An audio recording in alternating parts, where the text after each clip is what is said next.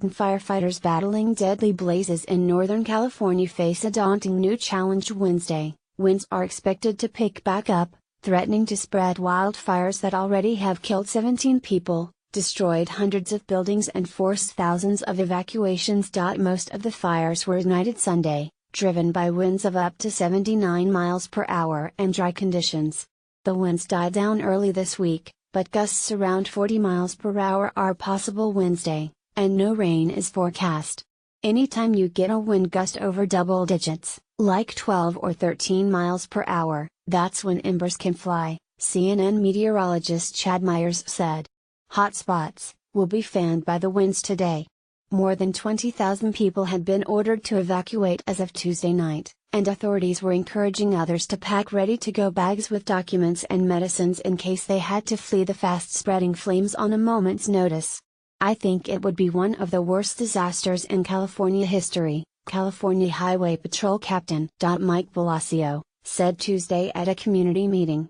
You gotta be patient. We are just trying to keep people alive. Wildfires have burned more than 122,000 acres in California. The largest fires were in Northern California's Sonoma, Napa and Mendocino counties, filling the picturesque landscape of the state's wine country with charred rubble and clouds of smoke. 2 of the deaths were in Napa County, county spokeswoman Christy Jordan said. Charles Rippey, 100, and his wife, Sarah, 98, died when a fire engulfed their home near the Silverado Country Club north of Napa, Jordan said. Part of a veteran's home in Yountville, near Napa, was evacuated Tuesday night over fears of approaching flames, but the fire changed directions, so the rest of the residents will stay put for now, Napa Mayor Jill Teckle said. Only the most frail, those in a nursing facility, left the property in the initial evacuation, Teckle said.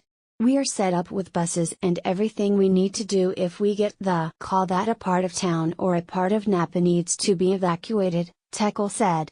More than 100 people were being treated at Napa and Sonoma area hospitals for fire-related injuries or health issues, including burns, smoke inhalation and shortness of breath. President Donald Trump has signed a major disaster declaration and fire management assistance grants for the state, the White House said.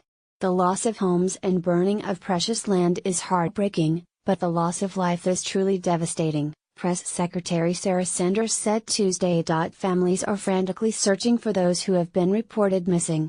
Authorities believe communications issues are preventing many of those people from checking in with relatives. Christina Hansen, 28, who used a wheelchair and lived in an apartment next to her father's house, was reported missing after the fire.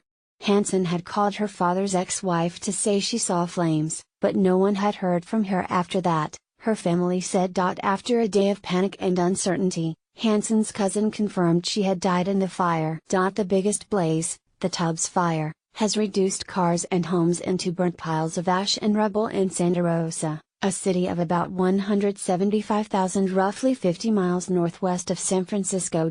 A large part of Santa Rosa was evacuated, including the Kaiser Permanente Hospital and Sutter Hospital, where patients emerged from the facilities with protective masks, some using walkers or wheelchairs. The only thing that remained of Margaret Curzon's house was a concrete statue of the Virgin Mary. She said her parents lost almost everything when the wildfire destroyed their home in the Coffee Park neighborhood. Her mom woke up early Monday and smelled smoke, but thought it was the neighbor's barbecue or chimney, so she went back to sleep. They woke up again because their Bashan Fruze, Brady, was whimpering. Curzon's father looked outside, and his first thought was there had been some sort of bomb, or an attack.